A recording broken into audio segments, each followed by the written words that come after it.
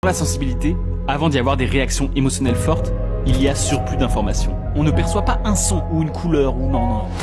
On perçoit un élément, mais également toutes ses nuances, ses subtilités, ses dégradés. Et plus loin encore, on y associe parfois également tout ce qui peut s'y rapporter, qu'il s'agisse de liens logiques ou de liens personnels comme du vécu ou de l'expérience. C'est pour ça qu'on va être facilement dérangé par des petits bruits ou des petites choses parce que ça représente bien plus que ça. C'est pour ça que ça rend parfois les relations sociales aussi compliquées parce qu'on perçoit les moindres micro-expressions qui peuvent alors nous révéler tout un univers. En vrai, je me dis que c'est comme une perception étendue. Une perception qui est souvent mêlée à beaucoup d'associations. Moi par exemple, ça fait que je vis tout en mode abusé. Les bons moments, tout va bien et tout a toujours été parfait. Et les mauvais moments, tout va hyper mal et tout a toujours été nul. Mais des fois, tout simplement, ça stresse en fait.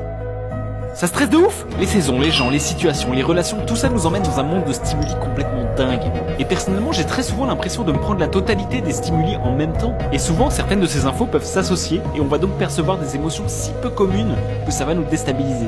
Des émotions complexes qui s'enracinent parfois pendant plusieurs jours. On atteint presque des formes de conscience sur certaines situations, mais on n'arrive pas toujours à comprendre comment on y est parvenu et qu'est-ce qui provoque tout ça. C'est comme la sensation d'avoir une vérité sur le bout des doigts sans jamais pouvoir vraiment l'atteindre.